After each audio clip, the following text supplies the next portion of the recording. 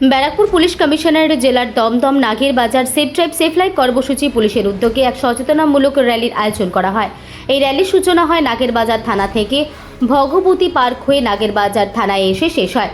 এখানে স্কুলের ছাত্রছাত্রী থেকে শুরু করে ট্রাফিক পুলিশ এবং সাধারণ মানুষের সক্রিয়ভাবে অংশগ্রহণ করেন। র্যালির মূল উদ্দেশ্যই ছিল পথ চলার সময় সচেতনতা বৃদ্ধি এবং দুর্ঘটনামুক্ত সড়ক পরিবেশ গঠনের বার্তা সাধারণ মানুষের কাছে পৌঁছে দেওয়া।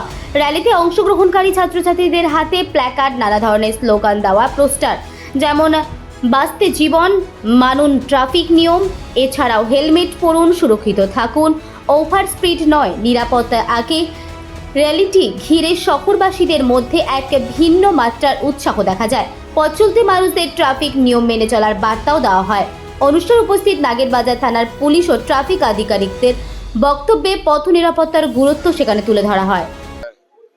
মাননীয় নগরপাল ব্যারাকপুরের নির্দেশ এবং উপনগরপাল ট্রাফিক বিভাগের নির্দেশে আমাদের গতকাল অর্থাৎ ইংরেজির 1 জুলাই থেকে এটা শুরু হয়েছে। 7 দিন ব্যাপী এটা চলবে আমাদের এই পথ নিরাপত্তা সপ্তাহ।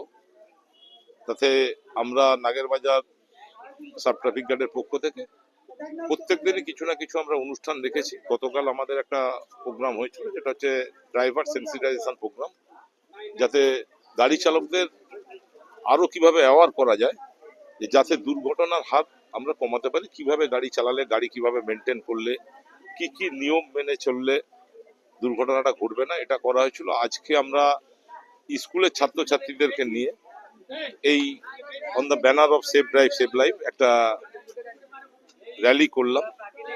আমরা গাড়ি চালক মানুষ প্রত্যেককেই কিছু না কিছু বার্তা দিতে পেরেছি, যেমন ট্রাফিক আইন মেনে গাড়ি চালাতে হবে, যেখানে সেখানে গাড়ি দাঁড় করাবেন না, নির্দিষ্ট স্টপেজেই যাত্রী নামানো ওঠানো করতে হবে,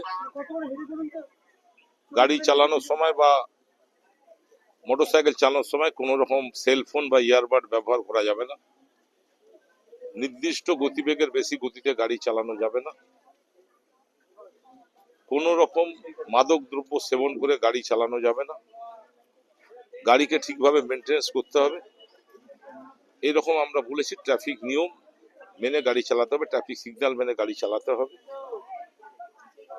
তাতে একটাই আমাদের উদ্দেশ্য, যাতে আমরা অ্যাক্সিডেন্টটাকে একদমই কমিয়ে ফেলতে পারি।